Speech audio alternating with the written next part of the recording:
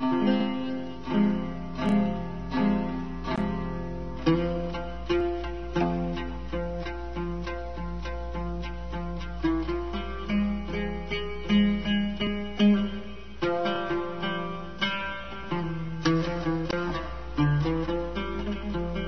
والسلام على أشرف الأنبياء والمرسلين. لقاء متجدد كالعادة نحاول من خلاله أن نرقى رقيا سلوكيا وحضاريا إلى إحدى المبادئ الأساسية التي ترقى إليها النفس الإنسانية وتطمح إليها. موضوعنا اليوم هو الأخلاق عند الغزالي، أي عند أبي حامد الغزالي. أستاذنا اليوم يريد من خلال موضوعه هذا أن يحلق بنا إلى عالم من العوالم المهمة في تاريخنا وحضارتنا وفي النفس الإنسانية البشرية، وهذا هو الذي يجب أن نضع عليه أو أن نضع تحته خطوطا متوازية لنعرف حقيقة الإنسان من خلال أخلاقه.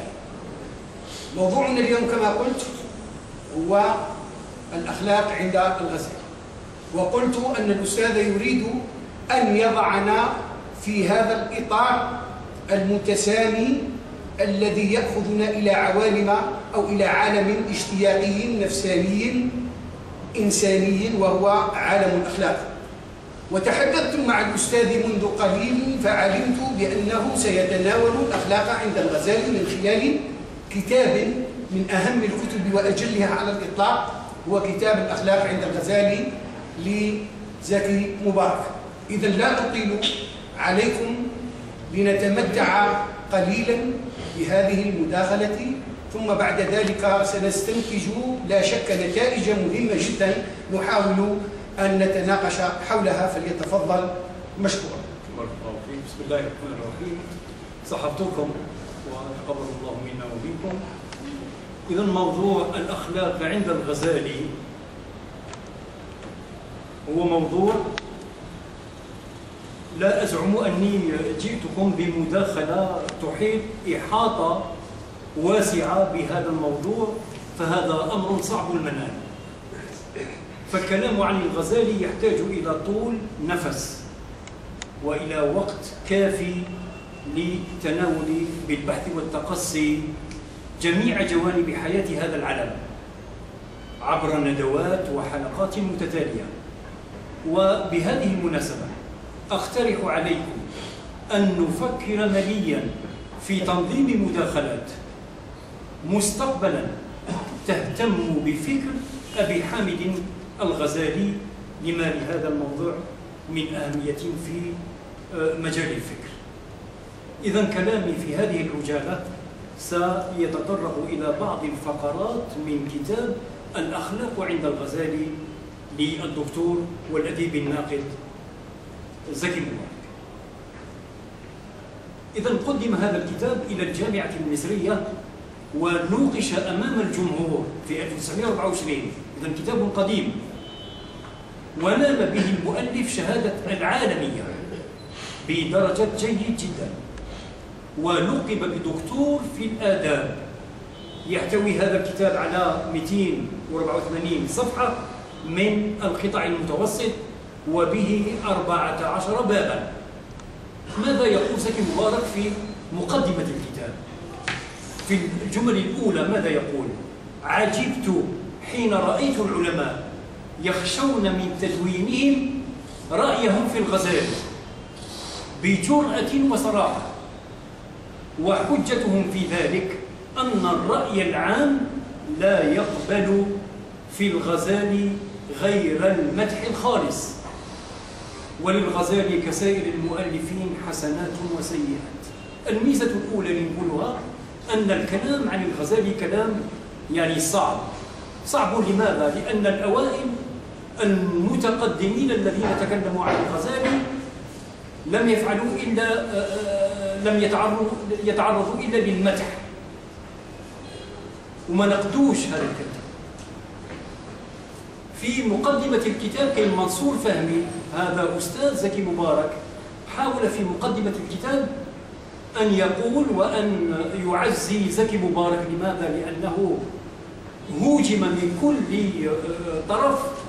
قال نفر من أصحاب الأغراض يذيعون عنه المفتريات، فالنقد ليس إلا أداة لإظهار الحقائق واضحة جلية.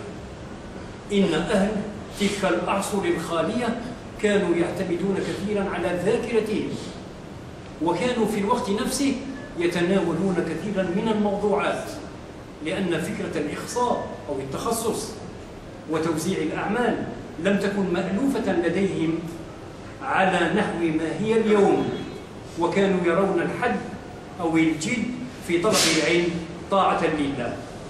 ويخطئ من يبالغ في حب المتقدمين فينسى سيئاتهم مع أن لهم سيئات، أو يبالغ في بغضهم فينسى حسناتهم.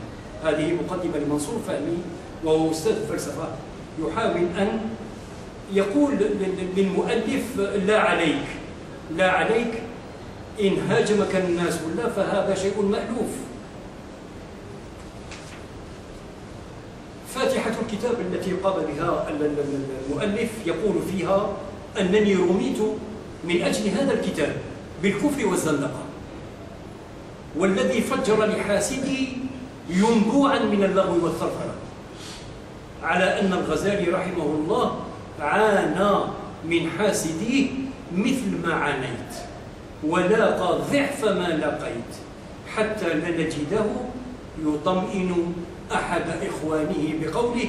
وأنا نذكر هذا القول له الغزالي اشتغل للصديق تاعه، قال رأيتك أيها الأخ المشفق موغر الصدر مقسم الفكر، لما قرع سمعك من طعن طائفة من الحسد على بعض كتبنا المصنفة في أسرار معاملة الدين، وزعمهم أن فيها ما يخالف مذهب الأصحاب، وأن العدول عن مذهب الأشعري ولو في قيد شبه هو كفر،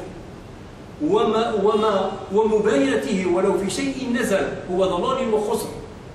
فأي داع أكمل وأعقل من سيد المرسلين صلى الله عليه وسلم، وقد قالوا وأنه مجنون، وأي كلام أجل وأصدق من كلام رب العالمين، وقد قالوا أنه أساطير الأولين.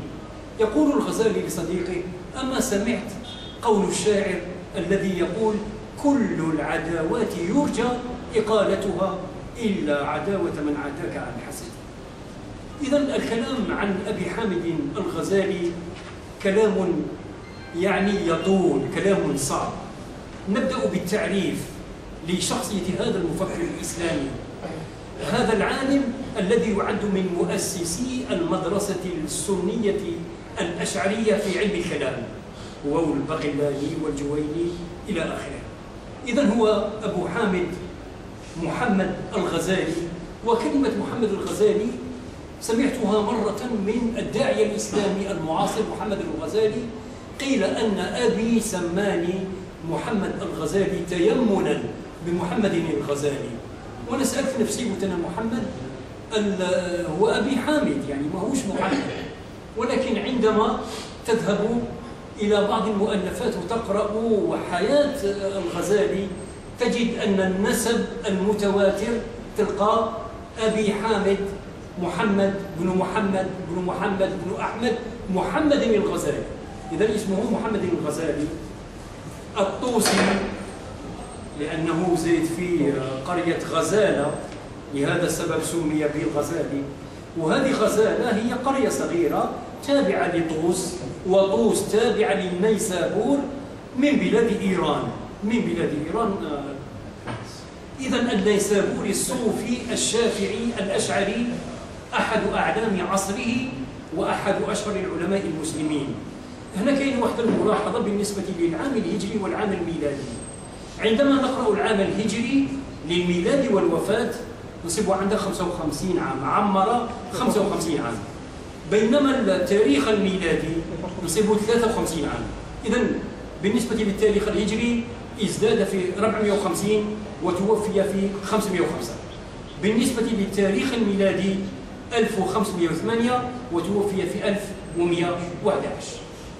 وقد عرف كأحد مؤسسي المدرسة الأشعرية السنية في علم الكلام وأحد أصولها الثلاثة مع الباقلاني والجويني والغزالي. هذا هم المؤسسين تاع المدرسة السنية.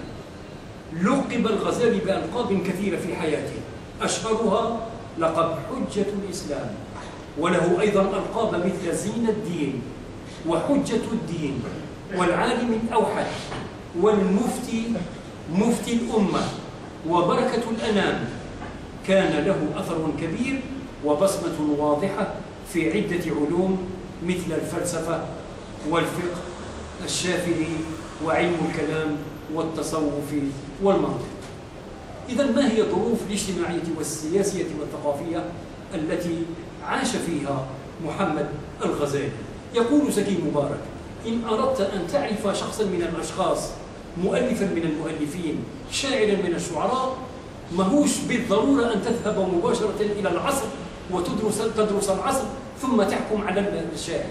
لا بد من معرفة المؤثرات. عندما تعرف المؤثرات تعرف هذه الشخصية بماذا تأثرت، حتى ولو كانت عايشة يعني في وسط له مميزات معينة، ربما تأثر بأشياء كانت قبل ذلك العصر. إذا يقول زكي مبارك: من المجاسفة أن ندرس عصرا من العصور لنعرف من نبغ فيه من الفلاسفة والكتاب والشعراء، وإنما ندرس شخصية الكاتب أو الشاعر أو الفيلسوف، ثم نبحث عن المؤثرات التي كونت تلك الشخصية. فقد تكون هذه المؤثرات قريبة وقد تكون بعيدة وفقا لما أحاط الشخص بالشخص من الظروف. إذا عصر الغزالي أكثر ملوك الدولة السلجوقية. للسلجوقية هذو كانت دولة جاءت على إثر انهيار الدولة البويهية. إذا الدولة السلجوقية كانت قبل الدولة البويهية وجاءت من بعدها غزو التتار. كانت يعني المرحلة الضعيفة للدولة العباسية. للسلجوقية أو السلجوقيين هم نتاج حركات الأتراك في آسيا. إذا الغزالي عاش في هذه المدة في حكم السلجوقيين، عاش في عصر الملك ألب أرسلان، والملك وولد ألب أرسلان اللي هو ملك شاه. في هذه الفترة كانت حروب صليبية. زكي مبارك يحاول أن يلاحظ ملاحظة ألصقها بالغزالي ثم تراجع عنها.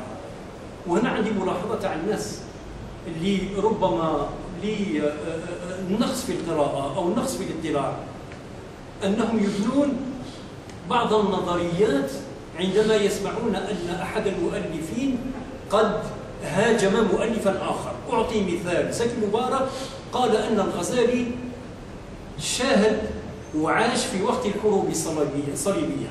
كان بطرس الناسك يدعو الناس إلى الحرب، كان يحبر الرسائل، وكان يخطب يعني فوق المنابر ليحرض المسيحيين على مقاتلة المسلمين. في هذه المدة يقول زكي مبارك: الإمام الغزالي كان منعزلا ولم يحرك ساكنا.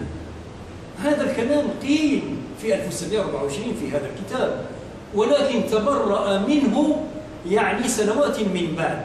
هذا التبرؤ ما جاش على لسان الذين هاجموا زكي مبارك. ماذا يقول زكي مبارك عندما اعتذر أو عندما استدرك؟ إليك أعتذر. في 1922 كنت أقضي أكثر الوقت في تحرير كتاب الأخلاق عند الغزالي، وكان ذلك في أعقاب أعوام شداد واجهت بها نار الثورة المصرية، واكتوت يدي بلهب الجدال والصيال حول المطالب الوطنية، فأثر ذلك على عقلي وتفكيري إلى أبعد الحدود، وحملني ذلك التأثير على السخرية من اعتزال الغزالي للمجتمع السياسي وابتعاده عن الضجيج الذي كانت تثيره الحروب الصليبية في ذلك الحين. ثم مرت أعوام راضني فيها الدهر بعد جموح، فعرفت أن الغزالي لم يكن من الجبناء وإنما كان من الحكماء. وهل أخطأ ابن خلدون حين نهى العلماء عن الاشتغال بالسياسة؟ وهل أخطأ محمد عبده حين استعاذ بالله من ساسة يسوس؟ دلوني على رجل واحد غمس يده في السياسة ثم سلم من الأقاويل والأراجيل. ولكني أستطيع أن أذكر عددا من الرجال أهينوا في السياسة بغير حق، وأعجب من ذلك أن أستطيع الإشارة إلى عدد من الرجال أهينوا بسبب الانسحاب من السياسة، فهي عقرب تلسع بلا تمييز بين الغوي والرشيد. إذا عاش في هذه الظروف تاع الحروب الصليبية. وكاين مجال آخر أو موضوع آخر لا بد من تسجيله، وهي المدارس النظامية. المدارس النظامية أيها الإخوة هي مدارس جاء بها نظام الملك. في الدولة السلجوقية كان الملك ألب أرسلان الولد تاع الملك شاه. في هذه بين الملكين جاء نظام الملك اللي هو كان وزير لألب أرسلان ولملك شاه، كان وزيرا محنكا، كان مثالا للعمل الدؤوب وللمهارة وللحكمة. هذا نظام الملك. الاسم المعروف تاعه هو أبو الحسن ابن علي، أبو الحسن علي. هذا أبو الحسن علي نظام الملك حاول أن يشيد وأن يبني نظاما مبنيا على المدارس، للمدرسة، les établissements d'enseignement. هذا هو اسمه المدارس النظامية. يعني شيدها في نواحي عديدة، شيدها في بغداد، شيدها في نيسابور، وشيدها في معظم مقاطعات الهامة التي كانت تابعة للدولة السلجوقية. إذا نقول أن الغزالي تعلم في مدارس النظامية في نيسابور وعلم في المدرسة النظامية لبغداد. هذه المدارس كان لها الأثر الهام على مستوى الفكر. حاول نظام الملك أن ينهض بالفكر الذي المدارس هذه حاولت يعني باش تنمي وباش تطور وباش تكون سببا في ازدهار الفكر في ذلك الوقت. وكما بنى الفاطميون في وسط القرن الرابع الأزهر لمحاولة يعني تشييع الناس ونشر الدين المذهب أهل الشيعة، حاول نظام الملك بناء هذه المدارس النظامية للنهوض بالمذهب السني.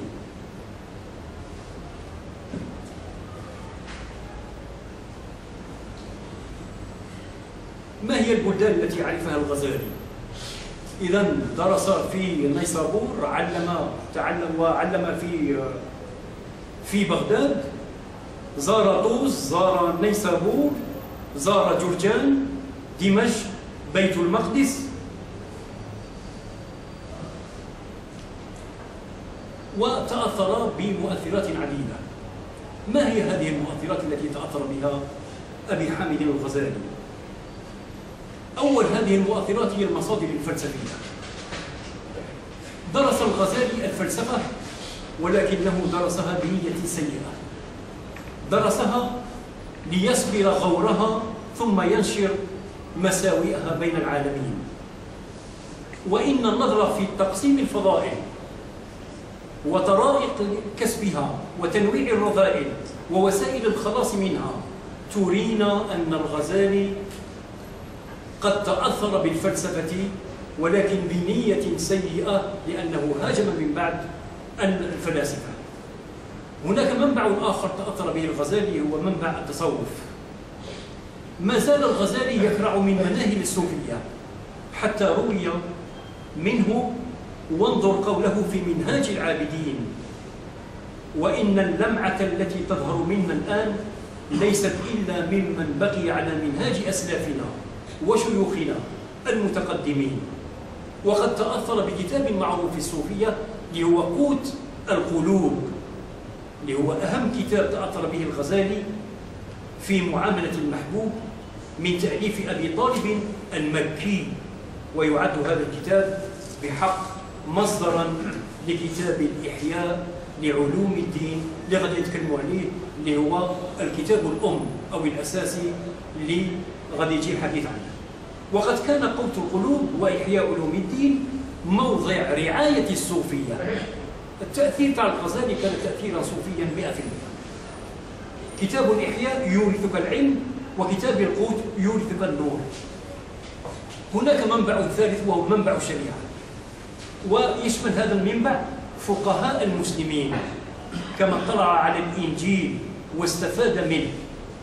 يقول في هذا الباب زكي مبارك: إن خطأ فادح وقع فيه الغزالي عندما اعتبر عيسى عليه السلام، عندما قال أبي حامد الغزالي أنه لا يملك إلا ثوبا واحدا لبسه 20 سنة، ولم يأخذ معه في كل سياحاته إلا كوزا وسباحة ومشطا.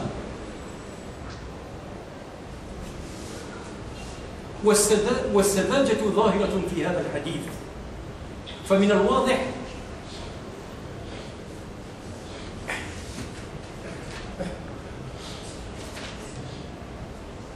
وهذه من الغزالي دعوة مردودة، لأن الإسلام لا يعرف هذا النوع من الحياة. وكيف يدعو المسلمين إلى أن يعتبروا بما روي من أن عيسى لم يملك إلا ثوبا واحدا لبسه مدة 20 سنة، إلا أن تكون هذه معجزة، وعفى الله عمن لا يفهم هذه المعجزات. مؤلفات الغزالي، مؤلفات الغزالي كاين مؤلفات معروفة، منها البسيط في الفروع، الوسيط، الوجيز في الفروع، تهافت الفلاسفة، مقاصد الفلاسفة، المنقذ من الضلال، المظنون به على غير أهله، إحياء علوم الدين، سر العالمين وكشف ما في الدارين، جواهر القرآن، فضائح الباطنية، تنزيه القرآن عن المطاعم، منهاج العابدين، والتبر المسبوك في فضيحة الملوك. نأتي إلى كتاب الإحياء. أهم ما كتب الغزالي في الإخلاق ألفه في أخريات حياته حين جنح إلى اعتزال الناس، ثم قرأه في دمشق وبغداد، ووضع له مختصرات عديدة. إن أبعد كتبه أثرا وأسيرها ذكرا وأبقاها على وجه الدهر هو كتابه إحياء علوم الدين بلا جدال. كتب الغزالي في الفقه ولكنه لم يجدد، فلم يثر فتنة، وكتب في المنطق ولكنه لم يزد عن سواه غير الإبانة والتوضيح، وكتب في الأصول ولكن لم يثر الخصومة، وكتب في الفلسفة ولكنه لم يزد على أن تغنى بليلى معاصريه، وكتب في التوحيد فلم يخالف الأشاعرة إلا قليلا. وما أن كتب الإحياء حتى التفت الناس إليه من كل جانب، حتى شغلت به جميع القلوب شوقا إليه أو عتبا عليه أو بغضا له. وحاول أن يهدي ناقديه بكتاب يوضح فيه ما غمض من الإحلال. هو حاول باش يشرح الإحياء على خاطر كثروا النقاد تاعه. إذا حاول في كتاب سماه الإملاء على إشكالات الإحياء، ولكنه في الواقع لم يزده إلا إشكالا. والذين أحرقوا الإحياء لم يحرقوه لأنه كتاب هين، فهو على كل حال كتاب رهيب خشية أولئك الناس. أغلاط الإحياء إذا جاء في كتاب زكي مبارك هي المؤاخذات التي أخذت على كتاب الإحياء والتي تناقلها العلماء من قبل، ولكنه جمعها في هذا الكتاب. إذن بعض المآخذ التي أخذها المتقدمون عن الغزالي فيما يخص كتاب الإحياء. ماذا قال السبكي؟ هذا العالم السبكي كان من أنصار الغزالي، ولكنه أتى ببعض المآخذ التي قالها العلماء من قبله. إذن جاء السبكي في طبقات الشافعية: أنا عبد الله المزري قال وقد سئل عن الإحياء قال أن الغزالي يستحسن أشياء مبناها على ما لا حقيقة له، مثل الأشياء التي لا حقيقة لها، مثل قص الأظافر، لا بد من أن تبدأ بالسبابة لأن لها الفضل على بقية الأصابع لكونها المسبحة. ثانيا، كما نقل الزبيدي عن الأجوبة المرضية للشعراني أن مما أنكر على الغزالي قوله يباح للصوفية تمزيق ثيابهم عند غلبة الحال، كما يجوز تمزيق الثوب ليرقع به ثوبا آخر. ثالثا، ومما أنكروا عليه قوله في الإحياء المقصود بالرياضة وتفريغ القلب. رابعا، وأنكروا عليه كذلك تقريره ما حكاه عن بعضهم أنه بات عند السباع في برية ليمتحن توكله على الله، هل صح أم لا؟ قالوا وكيف جاز له أن يسكت على ما فعله هذا الرجل مع تعرضه للهلاك؟ خامسا، وأنكروا عليه تقرير ما حكاه عن أبي الحسن الدينوري أنه حج 12 حجة وهو حاف مكشوف الرأس. قال ابن القيم وهذا من أعظم الجهل لما في ذلك من الأذى للرأس والرجلين، ولا تسلم الأرض من الشوك والوعر، وكأن هؤلاء الصوفية ابتكروا من عند أنفسهم شريعة سموها بالتصوف وتركوا شريعة محمد صلى الله عليه وسلم، فنعوذ بالله من تلبيس إبليس. وأنكروا عليه حكايته عن أبي تراب النخشي أنه قال لمريد الله لو رأيت أن أبا يزيد مرة واحدة كان أنفع لك من رؤية الله عز وجل 70 مرة. قال ابن القيم وهذا الكلام فوق الجنون بدرجات. ندخل إلى الأخلاق. إذن اخترت بعض العناوين من الأخلاق، وأنا أعتبر هذه المداخلة مقدمة لهذا الموضوع. أنا قلت باللي لابد أن نفكر مليا في تنظيم مداخلات ونأخذ جوانب، نخصص كل مداخلة يعني جانب معين حتى نتعرف على هذا العالم الجليل. إذن الأخلاق، كلمة الأخلاق كلمة وجدت قبل الغزالي، ففي الحديث الشريف بعثت لأتمم مكارم الأخلاق. وقد عرف العرب فيما عرفوا عن اليونان كتابا لأرسطو في الأخلاق، ووضع ابن مسكويه كتابا في صناعة تهذيب الأخلاق. والذي يعنيني الآن هو تحديد علم الأخلاق كما فهمه الغزالي. يفهم من علم الأخلاق شرح طرائق السلوك وفقا لما سنته الشرائع السمحة ورسمه الصوفية، ولم يساير مجددي الفلسفة اليونانية، ولم يساير الفلسفة اليونانية، ولكنه ساير، ولكنه جاء بما رسمه الصوفية. وعلم الأخلاق فيما يريد أسماء متعددة، فهو تارة الغزالي يسميه علم طريق الآخرة، وأخرى يسميه علم صفات القلب، وتارة أخرى يسميه أسرار معاملات الدين. وأهم كتبه في الأخلاق إحياء علوم الدين.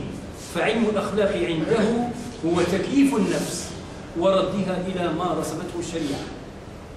وإذا كنا نجد ابن مسكويه مثلا يستشهد كثيرا بكلام أرسطوطاليس وجالينوس ويتحدث عن الرواقيين ومن إليهم من الحكماء، فإننا نجد الغزالي يؤيد أبحاثه بكلام ابن الأدهم والتستري والمحاسبي وما إليهم من الصوفية في تربية الخلق ليس للغزالي رأي محدد في الفطرة البشرية، فهو تارة يراها خالصة تصلح لكل شيء، وتارة يراها أميل إلى الخير منها إلى الشر.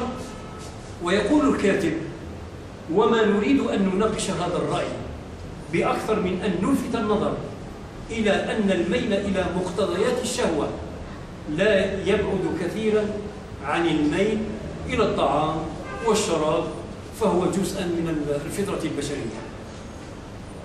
كيف يربى الخلق؟ يرى الغزالي أن من الناس من ولد حسن الخلق بفطرته، بحيث لا يحتاج إلى تعليم ولا إلى تأديب، كعيسى بن مريم ويحيى بن زكريا عليهما السلام.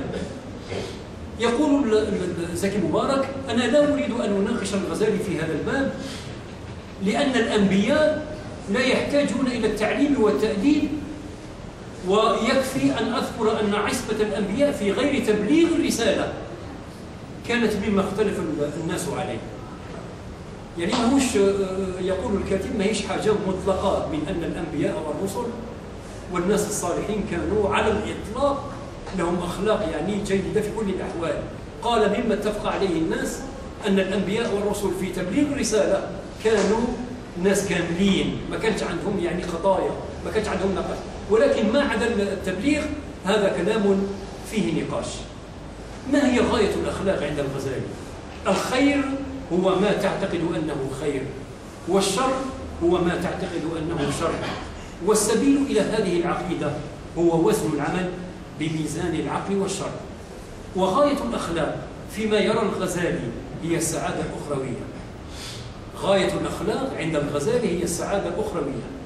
إن السعادة الحقيقية هي الأخروية، وما عداها سميت سعادة مجازا أو غلطا. وهذا يدل على أن الغزالي، يقول الكاتب، ليست له غاية اجتماعية. فالذي يسعف مريضا أو يغيث ملهوفا أو يأسو جريحا أو يواسي فقيرا ما دامت نيته قد خلصت في عمله ووثق بجزاء الآخرة، وكل سعادة ينتجها العمل الطيب في هذه الدنيا إنما هي سعادة مجازية. ونسأل الغزالي، يقول الكاتب: إن كانت الأعمال الخيرية هي ما يجنيه الإنسان انتظارا لما سيجنيه في الآخرة. يقول الكاتب: إذا أسعفت مريضا وكان لا يهمك برؤه، لأن سعادتك ليست نتيجة لمسعاك في هذه الدنيا، وإنما يهمك أن تصح نيتك فتثاب في أخراك، ألا تكون تاجرا في غايتك الأخلاقية. بالنسبة للفضائل، ابتدأ الغزالي في فضيلة الإخلاص، وأنا آخذ بعض العناوين يعني كنماذج. ابتدأ الغزالي كلامه عن الفضيلة بقوله تعالى: وما أمروا إلا ليعبدوا الله مخلصين له الدين. ومقياس الإخلاص فيما يرى الغزالي هو أن يشعر المرء بارتياح حين يجد غيره يعمل عملا كان يريد أن يقوم به. وقد انحصر الإخلاص عنده في الأمور الدينية لغلبة هذه الأمور عليه. ولو كان الغزالي من الذين باشروا الحركات العامة ووقفوا على الشؤون الاجتماعية لذكر لنا ضروب من الإخلاص في نهوض الأفراد بأممهم، وبين لنا كيف يتطرق الغرض إلى الأعمال الاجتماعية. هذا الكلام يريد الكاتب أن يقول أن غاية الغزالي هي غاية أخروية، ما كاش يعني أهداف اجتماعية في قضية الإخلاص، مثل قضية اللي تكلمنا عليها اللي هو تربية الأخلاق. في العلوم والفنون نقضوا علم الفقه كيف يعتبره الغزالي، وقد بلغ من إغراب الغزالي في التصوف أن جعل الفقه من علوم الدنيا وألحق الفقهاء بعلماء الدنيا. وأنت تعلم قيمة الدنيا عنده، الفقه لا قيمة له في نظر الغزالي. يقول له: صدقت يا مولانا، ولكن اسمح لنا بأن نذكرك بأن النبي صلى الله عليه وسلم كان فقيها، وكانت شريعته فقها. وهل الفقه شيء آخر غير قواعد الفصل في الخصومات؟ وهل بلغ من هوان الدنيا عندك أن تحتقر لأجلها الفقه والتشريع؟ اتركوا الدنيا لأصحابها يا جماعة الصوفية، اتركوا الدنيا للمسلمين، فإن الله لم يبعث محمد صلى الله عليه وسلم إلا ليمكن للمؤمنين في الأرض ويجعلهم أئمة ويجعلهم الوارثين. ومما سلف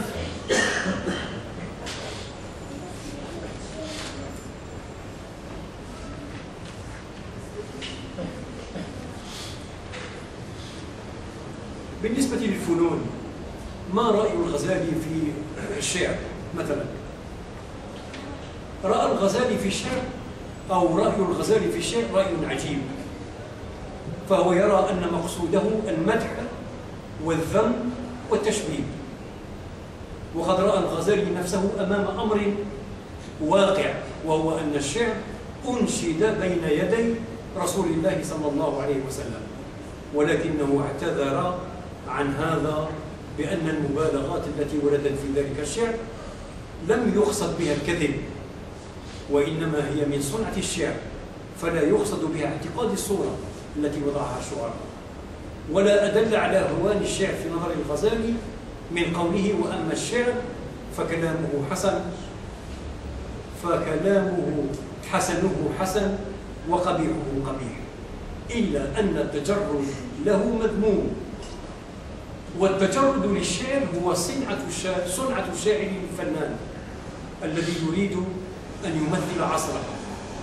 ولا يفوتنا أن نلفت النظر إلى أن الأحاديث التي رواها الغزالي في ذم الشعر اقتضتها ظروف خاصة، بدليل ما روى الغزالي نفسه مما يناقضها كل المناقضة. بالنسبة للفنون، هناك فن آخر اللي هو الغناء أو الموسيقى. تكلم الغزالي عن الموسيقى باحتياط، وهو يقسم الأصوات الموزونة باعتبار مخارجها إلى ثلاث: ما يخرج عن جماد كصوت المزامير والأوتار، وما يخرج عن حنجرة الحيوان، وذلك الحيوان إما إنسان وغيره، ثم يحكم بأن سماع هذه الأصوات يستحيل أن يحرم لكونها طيبة. هذه الأصوات أصوات تاع الإنسان أو أصوات الحيوان أو العصافير، هذه أصوات يحرم باش الإنسان يقول ما يسمعهاش.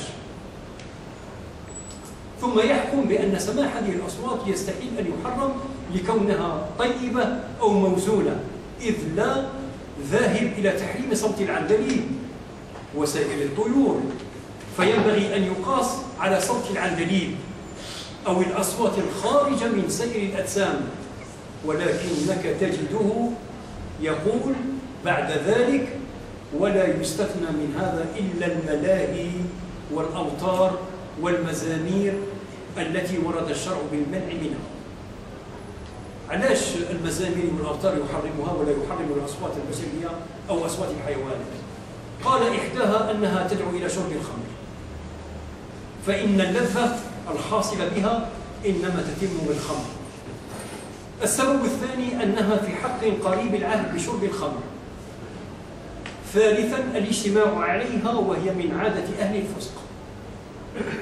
ونجده بعد هذه الفقرة ينص على تحريم المزمار العراقي والأوتار كلها كالعود والرباب وكل ما يذكر بالخمر ومجالس الخمر، فأما ما عدا ذلك فهو على الإباحة قياسا على أصوات الطيور.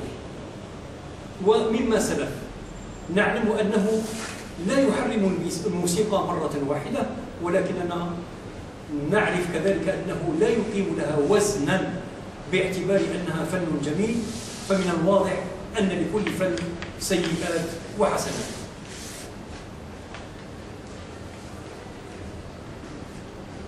هناك باب آخر خاص بآداب المعلمين. الغزالي كان أستاذا في المدرسة النظامية، وكان يلتف حوله 300 أو 400 تلميذ، ولقد تكلم الغزالي عن التعليم وأطال في كتاب الإحياء وذكر أنه أفضل من سائر الحرف والصناعات، وبين وجه الأفضلية بالتفضيل. يقول: وإنما المعلم هو المفيد للحياة الأخروية الدائمة. أعني معلم علوم الآخرة أو علوم الدنيا على قصد الآخرة لا على قصد الدنيا. إذن لابد من توضيح ذلك. التعليم تعليم المواد الأخروية أو تعليم المواد الدنيوية لقصد الآخرة. وعلوم الدنيا هي في رأيه ما يشمل الطب والحساب والهندسة وتقويم البلدان، وعلى الجملة كل ما عدا العلم بالله وملائكته وكتبه واليوم الآخر. والغزالي لا ينكر أن يكون المرء معلما، وإنما يطالب المعلم بتعليم علوم الآخرة أو علوم الدنيا على قصد الآخرة. وقد وضع للمعلم الآداب الآتية: أن يشفق على المتعلمين ويجريهم مجرى بنين، أن يقتدي بصاحب الشرع صلى الله عليه وسلم فلا يطلب أجرا على إفادة العلم ولا يقصد به جزاء ولا شكورا، أن لا يدع من صلح المتعلم شيئا، أن يزجر المتعلم عن سوء الأخلاق بطريق التلميح والرحمة لا بطريق التوبيخ، فإن التصريح يورث الجرأة على الهجوم بالخلاف.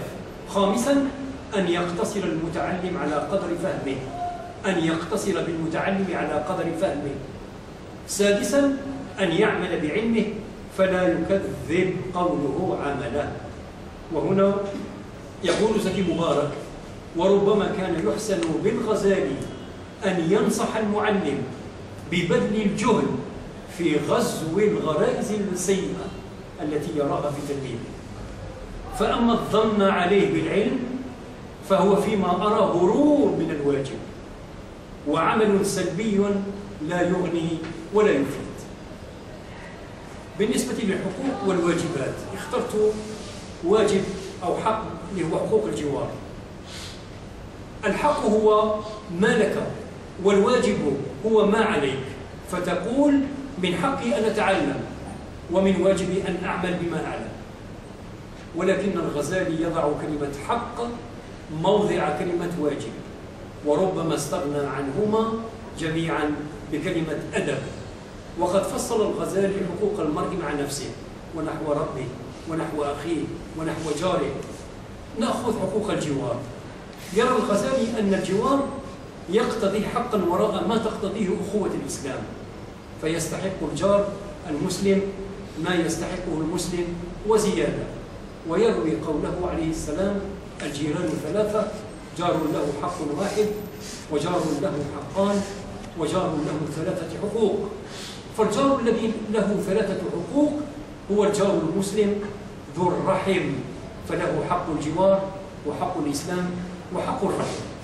وقد وضع للجار ما يأتي من الواجبات: أن يبدأ جاره بالسلام، أن لا يطيل معه الكلام، أن لا يكثر عنه السؤال ولا يتبعه النظر فيما يحمل إلى داره، أن يعوده في المرض، أن يعزيه في المصيبة ويقيم معه في العزاء، وأن يهنئه في الفرح، وأن يصفح عن زلاته، وأن لا يطلع من السطح على عوراته بل يستر ما ينكشف له، وأن لا يصب الماء في داره ولا يطرح التراب في فنائه، وأن لا يضيق طريقه إلى الدار، وأن لا يغفل عن ملاحظة داره في غيبته، وأن يغض بصره عن حربته ولا يديم النظر إلى خادمته، وأن يرشده إلى ما يجهله من أمر داره ودنياه. هناك أدب من الأداب كفقرة أخيرة هو آداب الزواج، يسميها الغزالي آداب النكاح، وهذه هي التسمية الحقيقية وهو أصح في التعبير في كتب التشريع الذي المراد به الجماع. والذي يهمني من هذه الآداب هو أدب واحد أصاب الغزالي في الاهتمام به، وهو تربية النفس بالزواج على احتمال أعباء المعاش. فقد ذكر أن الفائدة الخامسة من فوائد النكاح هي مجاهدة النفس ورياضتها بالرعاية والولاية والقيام بحقوق الأهل والصبر على أخلاقهن واحتمال الأذى منهن والسعي في إصلاحهن. قال عليه السلام: ألا كلكم راع وكلكم مسؤول عن رعيته. وليس من اشتغل بإصلاح نفسه وغيره كمن اشتغل بإصلاح نفسه فقط، ولا من صبر عن الأذى كمن رفه نفسه وأراحها. ويقرر الغزالي بعد هذا أن في الصبر على الأهل رياضة في النفس وكسرا للغضب وتحسينا للخلق. يقول الكاتب زكي مبارك: والحق أن احتمال الأهل والولد من عزائم الأمور، والشبان يتكلم عن الآن، يتكلم عن الوقت تاعه، والشبان الذين ينفرون من الزواج إيثارا للراحة إنما هم جبناء ضعفاء لا يصلحون للجلاد في ميدان الحياة. الفقرة ما قبل الأخيرة هي في تأثير الغزالي في عصره وما تلاه من العصور. لقد أثر الغزالي في عصره أثرا غير قليل، وقد رأى الغزالي في حياته من يقدسه ويقدمه على جميع العلماء، ورأى في الوقت نفسه في هذا الوقت من أحرق كتبه في بعض الأخطار الإسلامية رميا لها بالدعوة الخفية إلى الكفر والإلحاد. يقولون أنه جدد القرن الخامس. الخشكين مقولة كان يقولوا أن في كل قرن على رأس كل قرن كان عالم يجدد دين هذه الأمة. وكان جمهور المسلمين فيما سلف يعتقد أن الله يبعث على كل 100 سنة من يجدد أمر دينها، وهم يعتقدون أن مبعوث 100 الأولى هو عمر بن عبد العزيز، ومبعوث الثانية هو الشافعي، والثالثة هو الأشعري أو ابن سريج، والرابعة هو الباقلاني، ويتفقون على أن مبعوث 100 الخامسة هو الغزالي. يقول الكاتب: أنا لا أريد التحقيق في هذه الفكرة وبيان ما ترتكز عليها من أساس قوي أو ضعيف، فهي في ذاتها فكرة سخيفة. ويكفي أن يعلم القارئ أن الغزالي بذ معاصريه وأخملهم حتى جاء المتأخرون فعدوه مجدد 100 الخامسة، وقد يكونون مخطئين.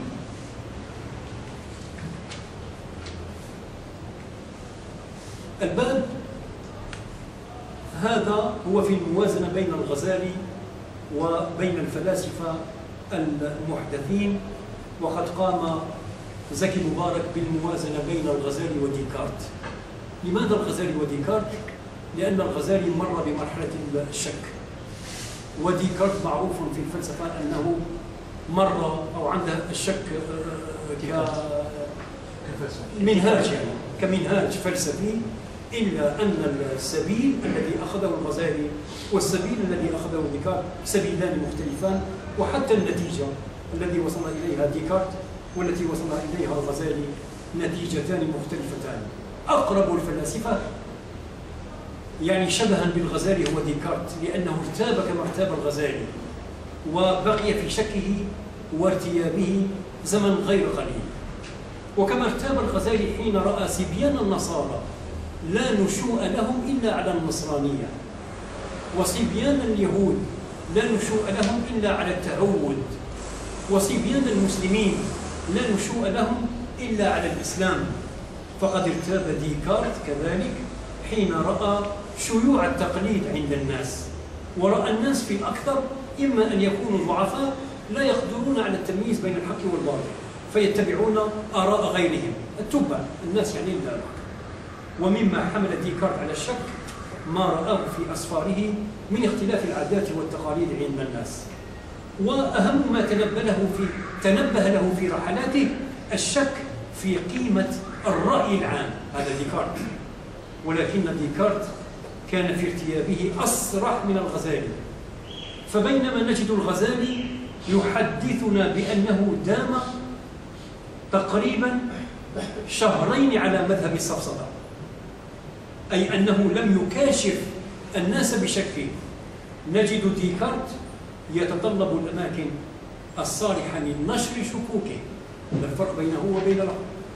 ونرى الغزالي شك فيحكم بنفي الحركة، ثم لأنه ينظر إلى الظل فيراه مستقرا ثم يراه متحركا فيحكم بنفي الحركة، ثم يعرف بالتجربة والمشاهدة أنه يتحرك، ثم نراه هم بالشك في العقليات لأنه يعتقد في النور فيعلم أنه أمورا ويتخيل أحوالا يعتقد أنها ثباتا واستقرارا، ثم يستيقظ فيعلم أنه لم يكن لجميع مخيلاته ومعتقداته أصلا.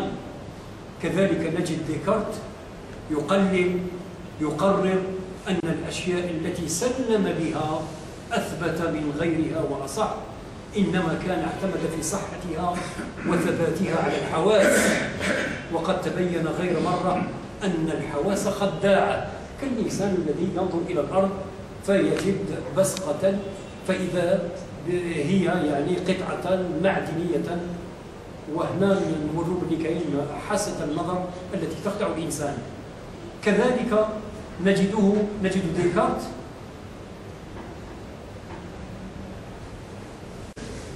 كما قال: فمن العبث أن نستعين العقل والمنطق لنخرج من ظلمات الشكوك، وهذا يناقض كل المناقضة ما فعله ديكارت للخروج من شكوكه.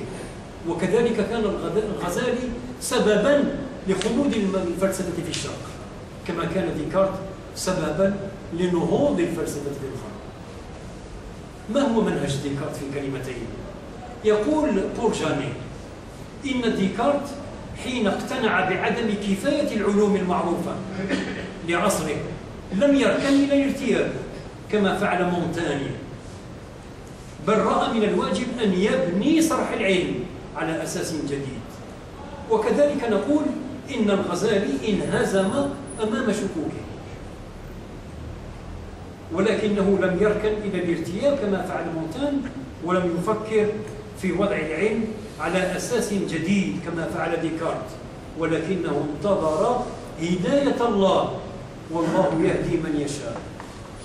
وأول ما يبدأ به ديكارت هو الدعوة إلى نبذ الكتب وتحكيم العقل، لأنه يرى أن المؤلفات التي تنطوي على مختلف الآراء ليست أقرب إلى الحقيقة، كما يرى ديكارت أنه لوضع فلسفة جديدة يجب أن يوضع أسلوب جديد، والأسلوب المختار لديه هو الأسلوب الرياضي ماتيماتيك، لأنه يعصم الفكر من الخطأ والضلال. وقد وضع هذا الأسلوب التالي الذي نلخصه في هذه النقاط. أولا، لا يصح قبول شيء على أنه حق ما لم يعرف غايته. ثانيا، تقسم كل مسألة صعبة إلى ما يمكن أن تجتمع عليه. ثالثا، ترتيب التفكير والابتداء بالموضوعات السهلة البسيطة للوصول إلى الموضوعات المركبة. رابعا وأخيرا، فرض نظام لا يسبق بعضها بعضا في الطبع. الفقرة الأخيرة لمداخلتي هي كلمة عن أنصار الغزالي وعن خصوم الغزالي. من خصوم الغزالي ابن رشد، فقد وضع الغزالي كتابا اسماه تهافت الفلاسفة. وتهافت الفلاسفة اللي جاء فيه وهو تهجم على الفارابي، تهجم على ابن سينا، تهجم على ابن رشد في مواضيع معينة خاصة بحدوث العالم وقدمه وفي بعض الأوصاف، وفي تبني هؤلاء الفلسفة الأرسطية والفلسفة الأجنبية خاصة في ميدان الميتافيزيقا. إذن قد وضع الغزالي كتابا اسماه تهافت الفلاسفة، والغرض من الكتاب ظاهر من عنوانه، فعارضه ابن رشد بكتاب سماه تهافت التهافت. والذي يهم من معارضه من معارضة ابن رشد الغزالي إنما هو دفاعه عن ابن سينا والفارابي، فقد كان الغزالي يراهما من الكفار. ويتخلص دفاع ابن رشد أن مسألة قدم العالم وحدوثه التي كانت مثار الخلاف إنما كان الاختلاف فيها بين المتكلمين من الأشعرية وبين الحكماء المتقدمين. ونقرر أن علماء التوحيد، هذا المؤلف هو الذي يعلق بهذه الكلمات، نقرر أن علماء التوحيد أسرفوا في تكفير الفلاسفة، بل أسرفوا في تكفير بعضهم البعض بأسباب ضعيفة لا يعرفها الإسلام. وفي كتاب فيصل التفرقة للغزالي مظهر لهذه الآراء الفاسدة التي ظنها الأولون حقائق، وهي في الواقع أباطيل مجازفة علماء التوحيد في الحكم بحدوث العالم، وفي وصف الله بصفات معينة، وفي تعيين مصير العالم. كل أولئك يدل على أن هؤلاء الناس كانوا في غاية السذاجة، وأن نظره كان غير بعيد. هذا ابن رشد. هناك عالم آخر كان من خصوم الغزالي، ابن تيمية، وابن تيمية من كبار المفكرين في الإسلام، ولكنه كان لا يخلو من سذاجة. فإنك بينما تراه يتوغل في المدركات المعقولة تراه ينحدر فجأة في هاوية من الأوهام. من ذلك قوله: العلماء هم ورثة الأنبياء الذين جعلهم بمنزلة النجوم يهتدى بهم في ظلمات البر والبحر. وقد أجمع المسلمون على هدايتهم ودرايتهم، إذ كل أمة قبل مبعث محمد صلى الله عليه وسلم فعلماؤها شرار إلا المسلمين فإن علماءهم خيار. انتهى النص. هذا نص ابن تيمية. ويعد ابن تيمية من خصوم الغزالي لأنه كتب فصولا كثيرة في تناقضه وتسفيه بعض آرائه. ومن أعجب ما رأيت، كاتب يقول: من أعجب ما رأيت في ابن تيمية حكمه بأن الغزالي هجر طريق الصوفية في أخريات أيامه. وفي ذلك يقول: ولهذا تبين له، يعني ابن تيمية يقول عن الغزالي: ولهذا تبين له في آخر عمره أن طريق الصوفية لا تحصل مقصوده، فطلب الهدى من طريق الآثار النبوية، وأخذ يشتغل بالبخاري ومسلم، ومات في ذلك على أحسن أحواله. هو بالمناسبة عيب على الغزالي كذلك في إحياء علوم الدين أنه جمع الكثير من الأحاديث الضعيفة، وهذا مأخذ أخذ به على الغزالي. أحاديث ضعيفة، أحاديث موضوعة، وإن قلت الأحاديث الحسنة، الأحاديث الصحيحة اللي جاءت في إحياء علوم الدين أحاديث قليلة ترقى إلى منزلة الأحاديث الحسنة، ولكن كثرة الأحاديث كانت يعني بضاعته مزجات في قضية الأحاديث، خاصة في كتابه إحياء علوم الدين، لأن كتاب هذا خاص بالمواعظ. ابن القيم هو من التلاميذ، هو من ألد خصوم الغزالي، وكل الانتقادات اللي جاءت على ابن القيم جاءت في إحياء علوم الدين. عندما نقد إحياء علوم الدين إذن لا داعي لذكر اشتهي الخصومات. بالنسبة للأنصار كاين السبكي والزبيدي. هذا السبكي هو تاج الدين من كبار المؤلفين، وكتابه جمع الجوامع في الأصول يدل على كتبه وكتبه. ويعتبر السبكي من أنصار الغزالي، وقد كتب عنه في الطبقات أكثر من 80 صفحة يدافع فيها عن الغزالي، ودافع عنه دفاع الأبطال. أما الزبيدي وهو من علماء القرن الثاني عشر، هو من أشد أنصار الغزالي، ولكن دفاعه كان دفاعا سخيف لا قيمة له لا في نظر الشرع ولا في نظر العقل. من ذلك قوله في تأييد ما يراه الغزالي من أن الزواج ميل إلى الدنيا. ماذا رأى علماء العصر في الغزالي؟ شنو الرأي تاعهم؟ ناخذ زوج تاع العلماء، ناخذ أحمد أمين وناخذ هذا منصور فهمي اللي هو من أساتذة زكي مبارك، وكان أستاذ الفلسفة وكان عميدا من الجامعة المصرية. ماذا يرى الدكتور فهمي منصور؟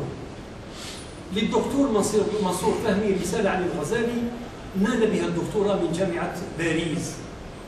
فلرأيه في الغزالي قيمة خاصة، وهو لا يعد خصما للغزالي ولا نصيرا له، وإنما يشكره على ما أداه للعلم من الخدمات ويغفر له أغلاطه، لأنه كأكثر المؤلفين لعهده يعتمد على ذاكرته، والاعتماد على الذاكرة يورث التناقض والاضطراب. ما رأي الشيخ أحمد أمين؟ يرى أحمد أمين أن الغزالي حول عن الاشتغال بالفلسفة ورجع الناس إلى الكتاب والسنة، وأعلى شأن التصوف والصوفية، وأسلوبهم في الترغيب والترهيب أنفع الأساليب في هداية الجماهير. هذا رأي أحمد أمين. ولكن يعلق سكي مبارك تعليقا أخيرا يقول: ويرى معنا، يعني أحمد أمين لابد أن يرى معنا أن الغزالي لم يضع طريقة نافعة لخلوص المرء من شكوكه، وأن آراءه في الأخلاق لا تنفع في هذه الأيام، لأن المدنية الحديثة تتطلب قوة التنازع، وهو يفضل السلامة على كل شيء. إذن بهذه الكلمات انتهت هذه المداخلة. يعني هي نتف عبارة عن أفكار جاءت حسب الترتيب اللي جاء في هذا الكتاب. أعيد فأقول: الكلام عن الغزالي كلام صعب يطول. أنا أقترح باش تكون يعني إن شاء الله بحول الله بعد فترة رمضان تكون يعني أيام دراسية، ندوات، نختار مواضيع، كل موضوع نتكلم عن الغزالي بهذه الطريقة، يعني نبدد ونسهل الكلام عن هذا العلم الذي تناقضت فيه الآراء. ولكن الشيء يعني المهم أن هذا العالم السني اللي كانت عنده يعني كمذهب، مذهبه كان أشعريا وكان فقيها شافعيا، كان متصوفا، تأثر بالصوفية. هذا ما كاش جدال، لأن كل المنابع وكل المراجع اللي عاد إليها لكتاباته هي مراجع صوفية، حتى أن الطريقة تاع الشكل تاعه، النهاية تاعه ما كانت يعني نهاية تكاد تكون منهجية عقلية يعتمد عليها. استسلم، وكأنه استسلم، قال هو نور يخلفه الله سبحانه وتعالى، وحبسته هنا يعني القضية. لهذا السبب يعني عدوه باللي هو عالم جليل، ولكن لا يخلو من عيوب. شيء العيوب تاعه كان موسوعي، ولكن كان عنده اضطراب في الأفكار، تكرار الأفكار، كان يكرر الأفكار.